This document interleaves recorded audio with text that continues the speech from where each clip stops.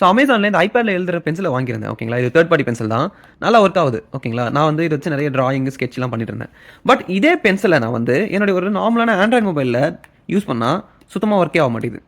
So பேசிக்கா நம்மளுடைய smart ஃபோன்ஸ்ல இருக்க டிஸ்ப்ளேலாம் வந்து கெப்பாசிட்டிவ் ஸ்க்ரீன்னு சொல்லுவாங்க. இதுக்கு அர்த்தம் என்னன்னா, இந்த ஸ்க்ரீன்ல வந்து ஒரு low level of electric field வந்து பில்டப் ஆயிருக்கும். ஓகேங்களா. அந்த எலக்ட்ரிக் ஃபீல்ட நம்மளுடைய கண்டக்டிவான கை, அதாவது நம்ம கையில வந்து எலக்ட்ரிசிட்டிய கண்டக்ட் பண்ணும். ஓகேங்களா. அந்த கண்டக்டிவான கையில எடுத்து நம்ம டச் பண்ணும்போது, அங்க வந்து அந்த எலக்ட்ரிசிட்டி நம்ம கை வழியா கொஞ்சம் பாஸ் ஆகும். ஸோ இந்த மாரி ஸ்க்ரீன்ல எந்த இடத்துல வந்து எலக்ட்ரிசிட்டி ட்ரான்ஸ்ஃபர் ஆகுதுன்றத நோட் பண்ணி தான் அந்த இடத்துல டச் நடக்குதுன்னு சொல்லி நம்மளுடைய மொபைல் ஸ்க்ரீன்ஸ்லாம் டிடெக்ட் பண்ணுது. ஓகேங்களா. ஆனா இந்த பென்சில நீங்க பார்த்தீங்கன்னா, இந்த பென்சிலோட டிப் வந்து ஒரு பிளாஸ்டிக் டிப். பிளாஸ்டிக் வந்து எலக்ட்ரிசிட்டி கண்டக்டே பண்ணாது. ஓகேங்க. நீங்க கேட்கலாம், அப்ப இந்த ஸ்க்ரீன் மட்டும் எப்படி ஒர்க் ஆகுதுன்னு சொல்லிட்டு. ஆக்சுவலா இதுக்கு வந்து அவங்க ஒரு நியூ டெக்னாலஜிய பில்ட் பண்ணியிருக்காங்க.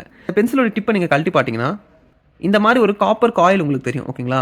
இது என்னன்னு பார்த்தீங்கன்னா, இது ஒரு ஆண்டனாங்க பேசிக்கா. இந்த காப்பர் டிப்ல இருந்து ஒரு எலக்ட்ரோ மேக்னெட்டிக் வேவ் வந்து எமிட் ஆகும் பேசிக்கா. அந்த எலக்ட்ரிக் சிக்னல ரீட் பண்றதுக்கு இந்த டிஸ்ப்ளேக்குள்ள வந்து டிஜிட்டலைசர் அப்படின்னு சொல்லி ஒரு மெஷ்ஷ குடுத்திருப்பாங்க. ஸோ அதனால இந்த எலக்ட்ரிக் சிக்னல தான் வந்து அந்த ஸ்க்ரீன் ரீட் பண்ணுதே தவிர, நம்ம பிசிக்கலா பண்ற டச்ச ரீட் பண்ணல. ஸோ அந்த சிக்னல் எந்த இடத்துல கிடைக்குதோ அந்த இடத்துல வந்து அது டச்ன்றத ரீட் பண்ணுது. அண்ட் இந்த பென் வந்து எனக்கு நல்லா ஒர்க் ஆகுது. ஸோ இத வாங்குறதுக்கான லிங்க் நான் கீழ குடுத்துருக்கேன்.